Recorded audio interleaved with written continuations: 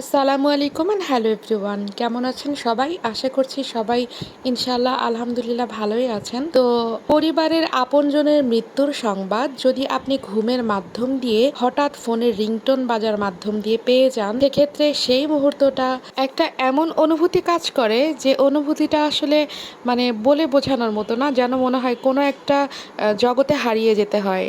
পৃথিবীতে মনে হয় চিন্তা ভাবনাটা থাকে না। নিজেকে খুঁজে পেতে অনেক সময় লেগে যায়। কার কার মধ্যে অবশ্যই কমেন্ট করে জানাবেন। আর আসলে আমার পরিবারে এত বেশি ঘন ঘন মৃত্যু, যেটা আসলে কারোরই কাম্য না, সেগুলো আসলে খুবই আহ, অসহনীয় যন্ত্রণা। সবাই দোয়া করবেন। আমার ছোট ফুপি মৃত্যুবরণ করেছে আজ থেকে 1 সপ্তাহ আগে। সবাই তার জন্য দোয়া করবেন, আল্লাহ তাকে জান্নাতুল ফেরদৌস দান করুন এবং আমাদের বাবা মা সহ সকল আত্মীয় স্বজনকে আল্লাহ তাআলা নেক হায়াত দান করুন, সুস্থতা দান করুন। আল্লাহ হাফিজ, আমিন।